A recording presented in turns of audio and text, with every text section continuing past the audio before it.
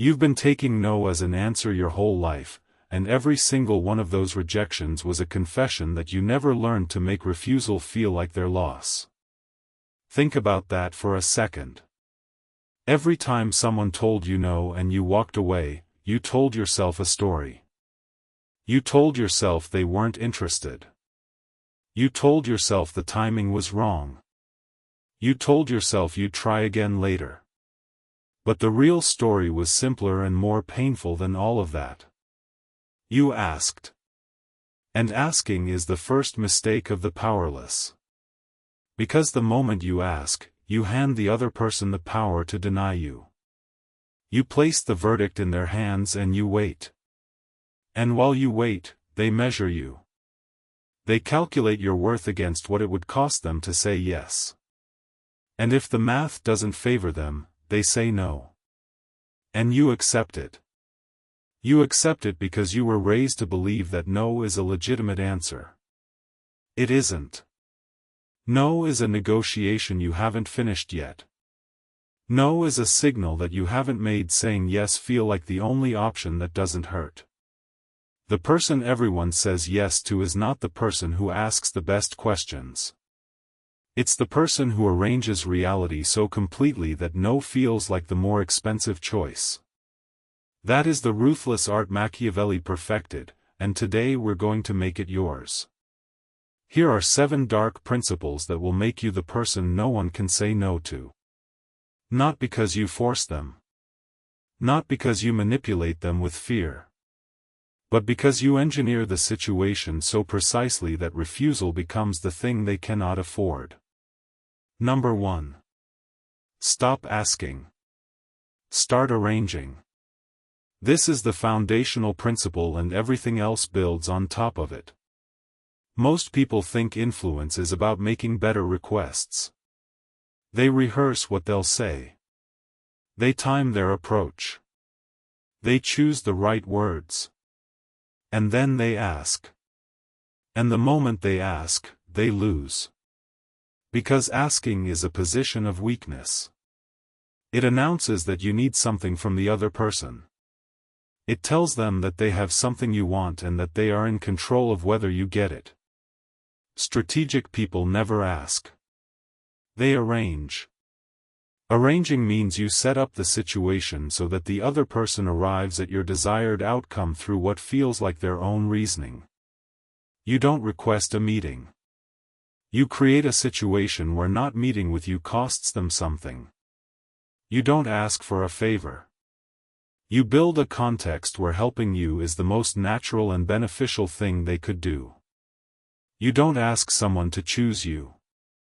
You make yourself the option that every other option gets measured against, and you make sure every other option comes up short.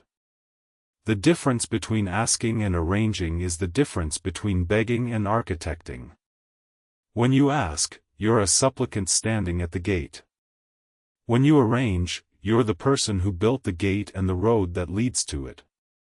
Most people fail at influence because they spend all their energy crafting the perfect request and zero energy shaping the environment in which the request will be received. The environment does the heavy lifting. The environment is what makes yes feel inevitable. If you take only one thing from this entire conversation, take this. The words you use matter less than the architecture you build around them. A mediocre request inside a well-arranged situation will always beat a brilliant request inside a vacuum. Stop asking for what you want. Start building the world in which what you want becomes what they want to give you. Number 2. Create the need before you offer the solution. Here's something most people never understand about human motivation. People don't want things. They want to stop wanting things. They want relief from the ache of not having. They want the tension of dissatisfaction to resolve. And that means you can never influence a content person. A person who is perfectly happy with their life has no reason to change, no reason to move, no reason to say yes to anything you offer. So before you can make anyone say yes, you have to make them uncomfortable. You have to stir dissatisfaction. You have to make them aware of something they were ignoring. A gap. A void. A missing piece they didn't know was missing because they never looked. This is not cruelty. This is precision. Think about what happens when you try to sell someone on an idea they're content without. You're pushing against a wall that has no crack in it. There's no entry point. No hook. No reason for them to lean in. But the moment you create even a hairline fracture in their contentment, everything changes. Now there's a gap. And gaps want to be filled. Human beings cannot tolerate an open loop. Once they see what they're missing, they can't unsee it. It sits in their mind like a splinter. And the longer it sits, the more uncomfortable it gets. And the more uncomfortable it gets, the more they need relief. And then you arrive. Not as a salesperson. Not as someone asking for something. As relief. As the answer to the ache you created. The key is timing. You create the dissatisfaction slowly. You don't hammer at it. You don't point out their flaws aggressively. You let them discover it. You ask questions that make them look at their own life from an angle they've never considered. You make observations that land softly but cut deep. You plant seeds and let them grow in the silence between your conversations. And by the time you offer yourself or your idea or your proposition as the solution, they're not hearing a request. They're hearing relief. They're hearing the end of a discomfort they didn't even know they were carrying until you made them aware of it. That's when yes doesn't feel like agreement. It feels like liberation. Number 3. Make no the expensive option. This is where we move from psychology into architecture. This is pure Machiavelli. Machiavelli understood something that most people still don't get. Power is not about what you can do to people. It's about what people need from you. It's about dependency. The prince who holds something people need holds power over those people. Not because he threatens them, but because the cost of defying him is higher than the cost of obeying him. This is the architecture of leverage, and it works in every human interaction, not just politics. You need to structure your relationships, your deals, your connections, your value, so that saying no to you carries a cost the other side cannot afford. Not a punitive cost. Not a vindictive cost. A natural cost. The cost of missing out on what you bring. The cost of losing access to something only you provide. The cost of watching someone else benefit from what they rejected. Most people try to make yes the attractive option. They pile on incentives. They offer deals. They negotiate. They bargain. They reduce their ask. They make themselves cheaper hoping that a lower price will make yes more appealing.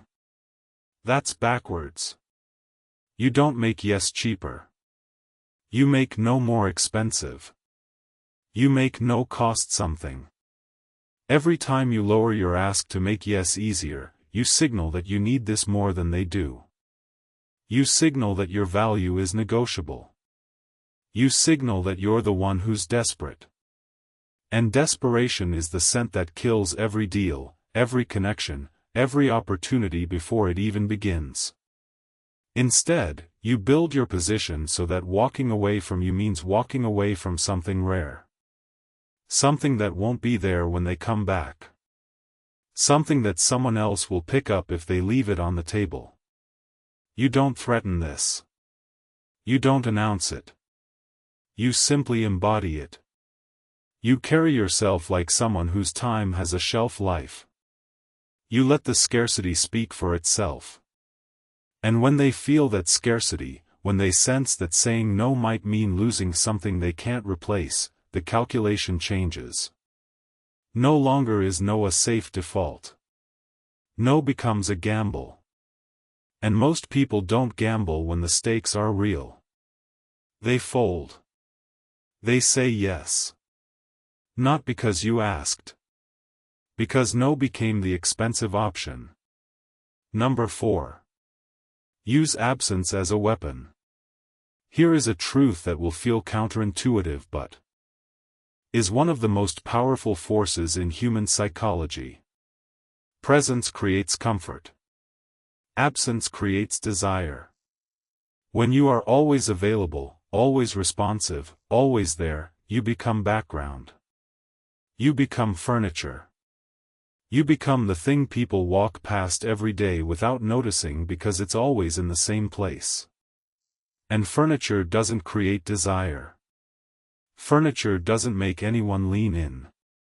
Furniture doesn't make anyone's pulse quicken when they think about it.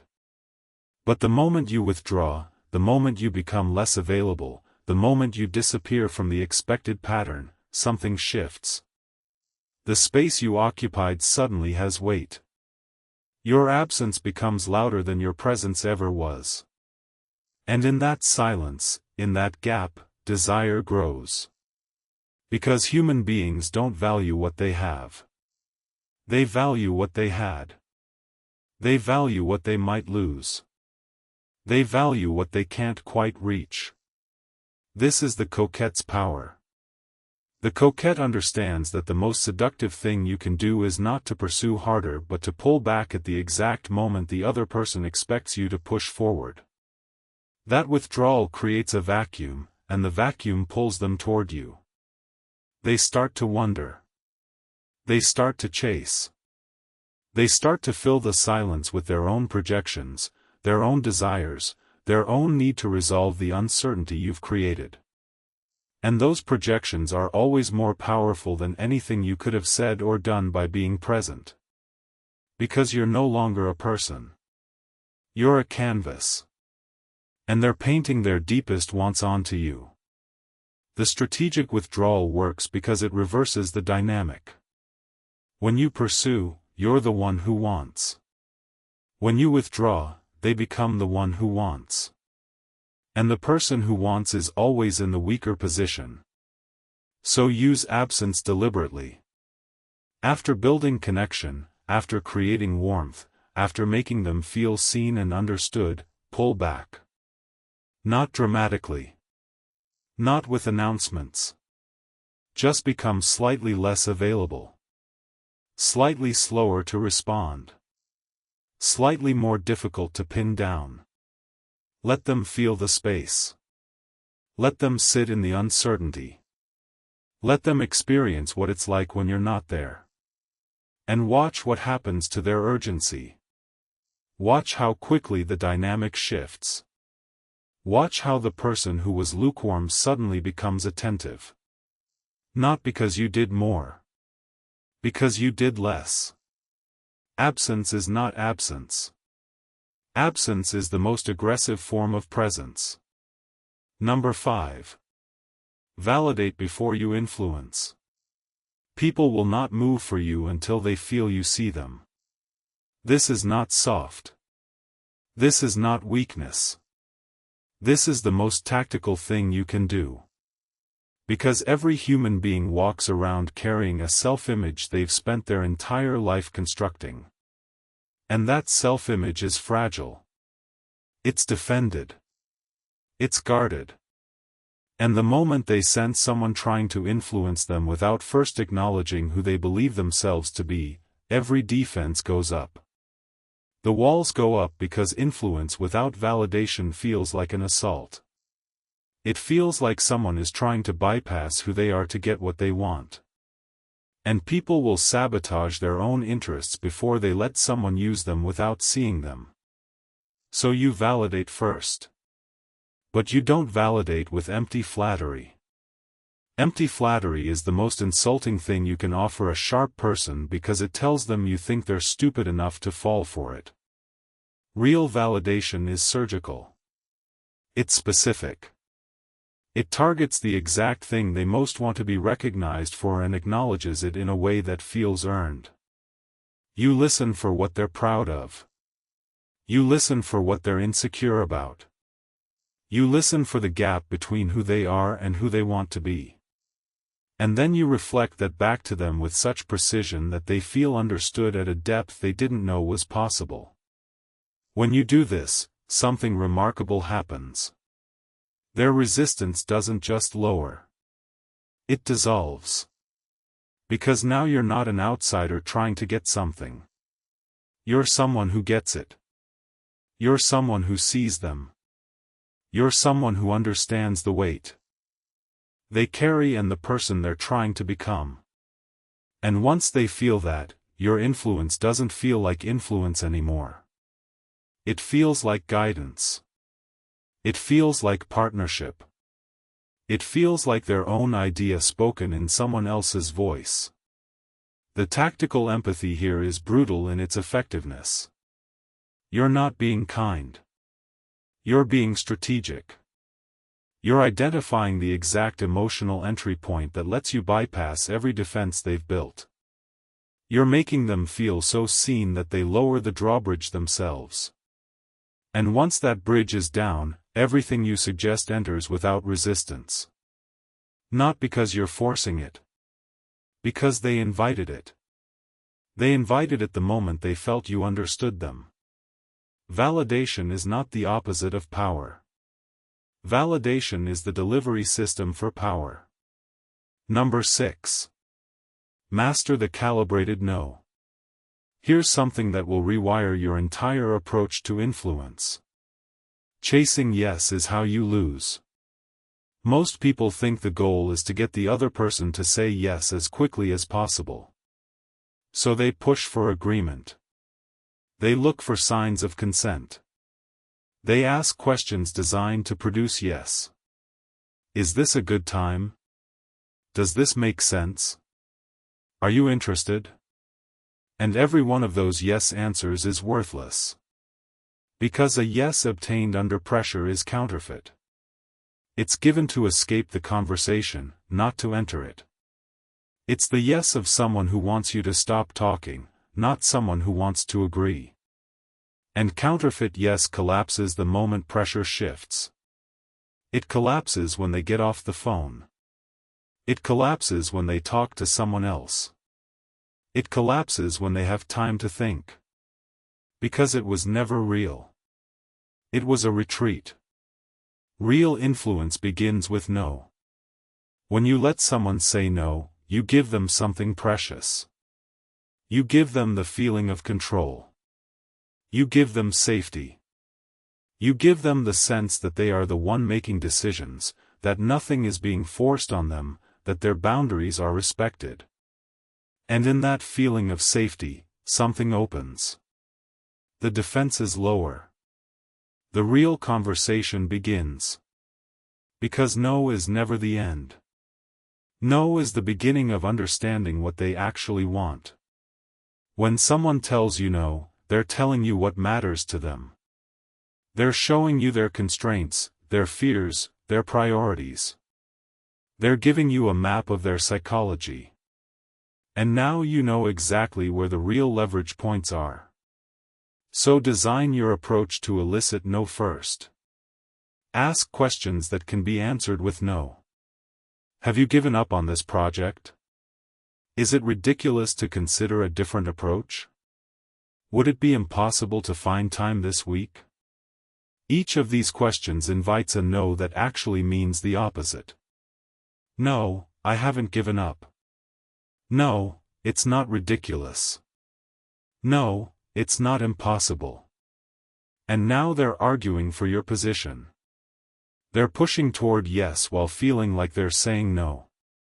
This is not a trick. This is the architecture of autonomy. People will fight for the right to say no. So let them have it. Let them feel the power of refusal. And then watch as that very refusal becomes the doorway through which real agreement walks in. The calibrated no is the most underused weapon in influence. Use it. Number 7. Build devotion, not compliance. This is the principle that separates the amateur manipulator from the master. And it's the difference between two kinds of power. There is the power that makes people unable to refuse. And there is the power that makes people unwilling to refuse. One breeds resentment. The other breeds devotion. And the difference between resentment and devotion is the difference between a victory that lasts a week and a victory that lasts a lifetime. When you make someone unable to say no, you've backed them into a corner. You've used leverage, threat, or pressure to eliminate their options. They say yes because they have no choice. And the moment they say yes under those conditions, they start looking for the exit. They start plotting their escape. They comply in body while resisting in spirit. And the moment your leverage weakens, the moment the pressure releases, they're gone. And they'll take everything they can with them. That's not influence. That's hostage-taking. And hostages always try to escape. But when you make someone unwilling to refuse, something entirely different happens. They say yes not because they must but because they want to. They say yes because the alternative, saying no, feels worse than agreeing. Not because of a threat. Because of what they lose. Because of what they miss. Because of the version of reality where they said no and it hollowed something out of their life. This is the highest form of power. The person who says yes to you willingly, who feels that their yes is a choice freely made, will not just comply. They'll commit. They'll advocate. They'll bring others into your orbit. They'll defend your position when you're not in the room. They'll become a force multiplier for your influence. Because they don't feel used. They feel chosen. They feel like they're part of something. And that feeling, the feeling of being part of something you engineered so skillfully that it feels organic, that feeling creates devotion. Devotion is what happens when compliance is voluntary. Devotion is what happens when someone says yes and feels grateful for the opportunity. Devotion is what happens when refusal feels like self-harm rather than self-protection. And here's how you build it. You never corner anyone. You never eliminate their options. You always leave the door open. You always let them feel that they could say no. But you make sure that every time they look at that door, what they see on the other side of it is a lesser version of their life. A version without what you bring. A version where the need you identified goes unmet. A version where the space you fill sits empty. You don't close the door. You just make sure they can see what's outside it. And they choose to stay. Not because you locked the door. Because they don't want to leave. That's devotion. And devotion is permanent. Compliance is temporary.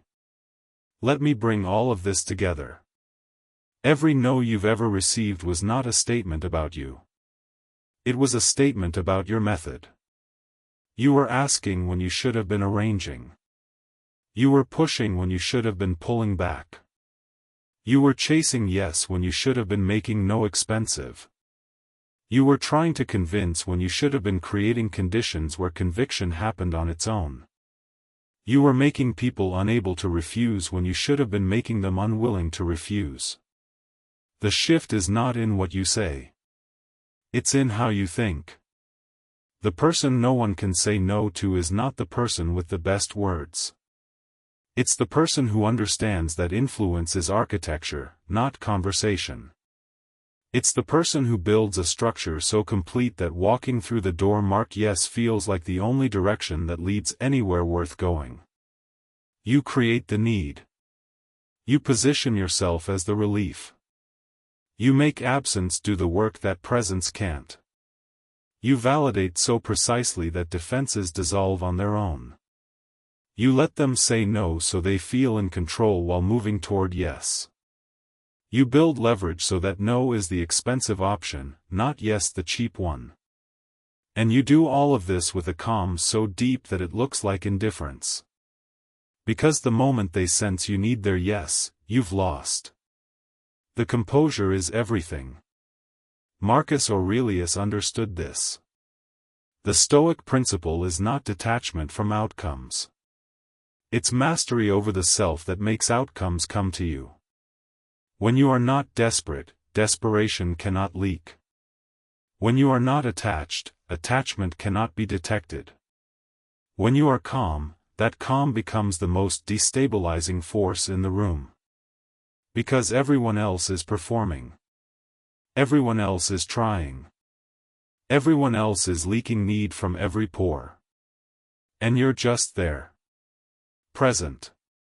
Still. Complete. And in that completeness, in that stillness, you become the thing people orbit toward. Not because you pulled them. Because your gravity is undeniable. Refusal is not rejection. Refusal is a confession. That you haven't yet made saying no feel like losing. And now you know how. The 7 principles work together as a system. You stop asking and start arranging, which means you never again hand someone the power to deny you. You create need before you offer solutions, which means you never again try to fill a gap that doesn't exist. You make no the expensive option, which means you never again compete on price or desperation. You use absence as a weapon, which means you never again let familiarity erode your value. You validate before you influence, which means you never again try to enter a fortress without the drawbridge being lowered. You master the calibrated no, which means you never again chase a counterfeit yes that will collapse before it converts. And you build devotion instead of compliance, which means you never again settle for a yes that comes with an escape plan.